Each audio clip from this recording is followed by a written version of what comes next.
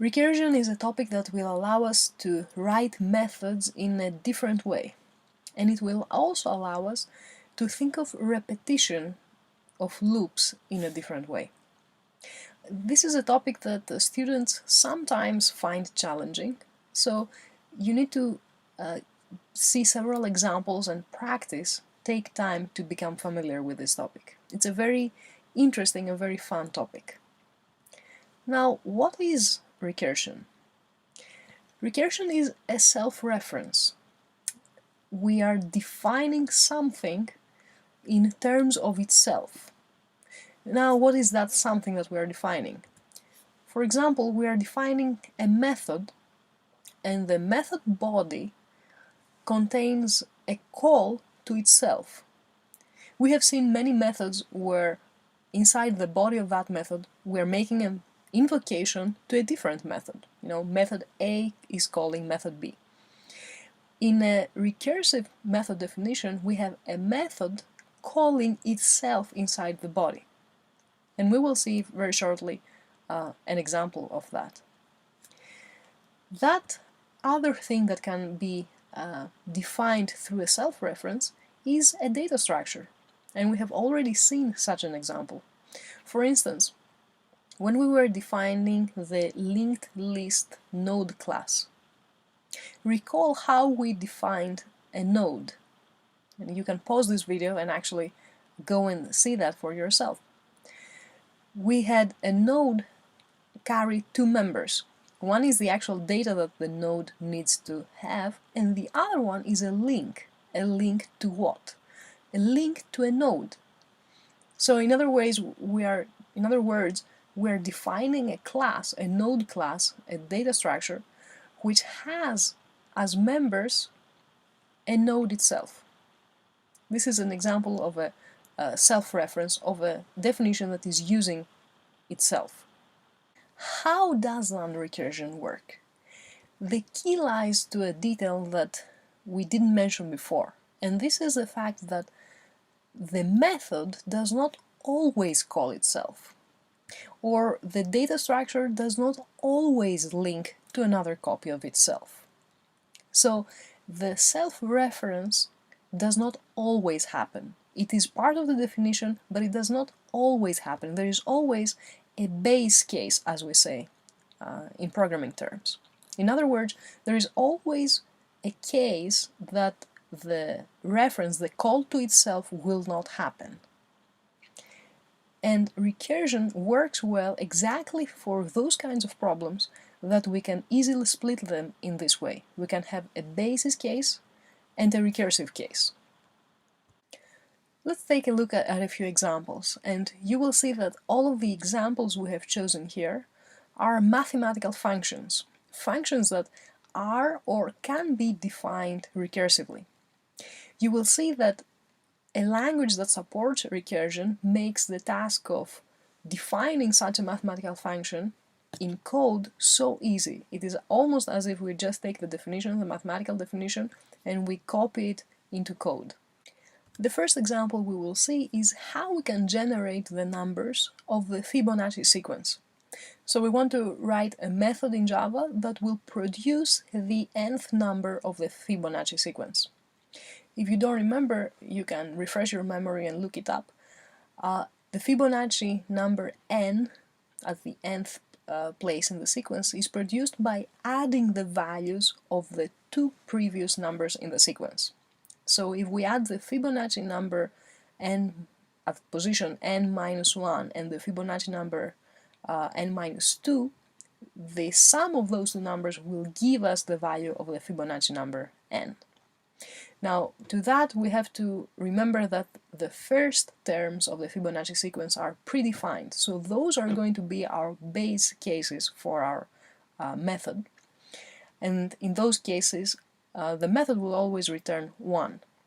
However, if n is greater than 2, then we will have the recursive call. And what will that be? It will be actually two calls to the Fibonacci method. One to find the value of the number n minus 1, and the other one to find the value of the Fibonacci number at the position in the sequence n minus 2. Pay attention to this fact. Every time we write in the method code Fibonacci with some kind of argument, that means a method invocation.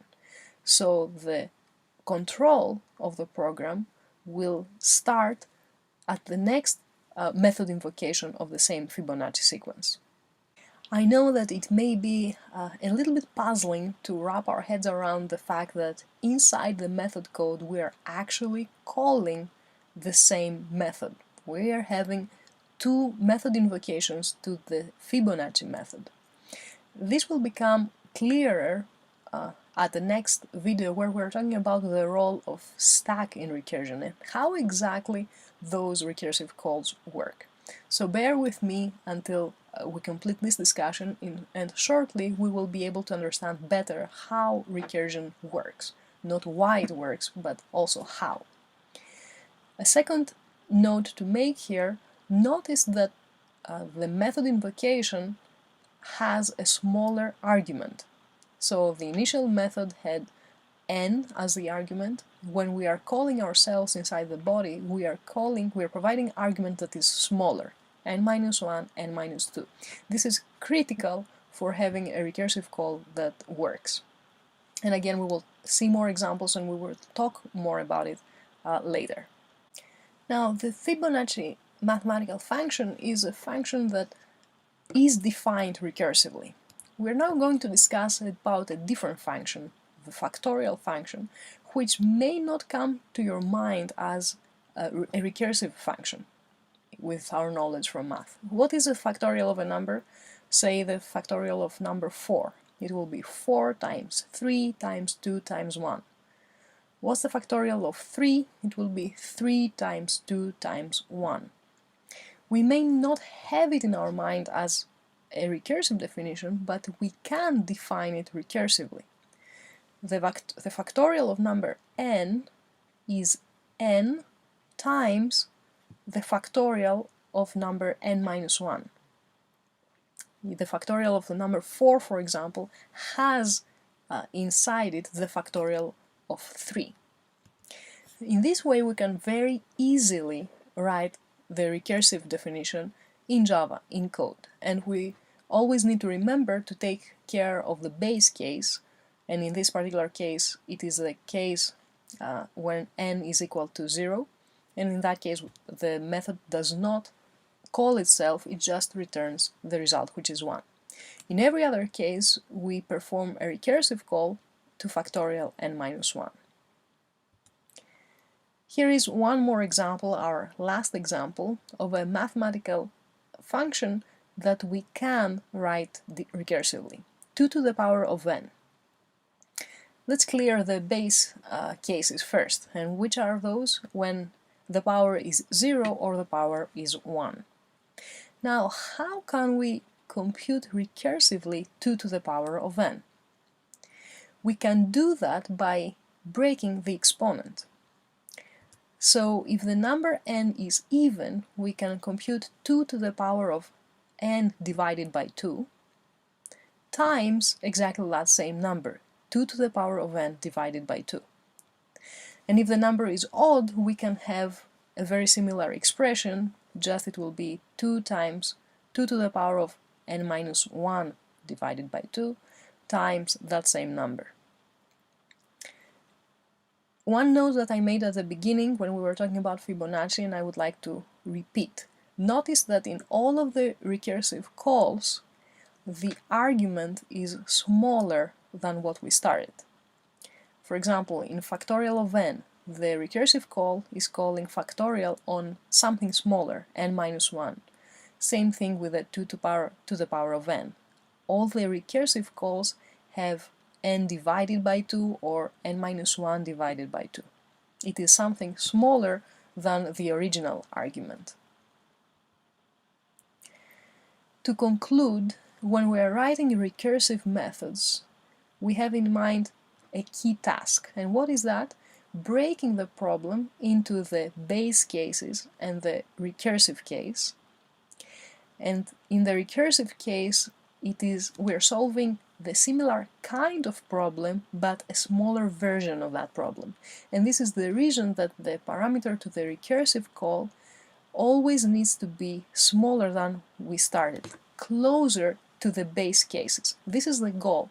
Every time we are making a recursive call, we are trying to go closer to reach the base cases so that the method actually at some point returns and our computation reaches an end.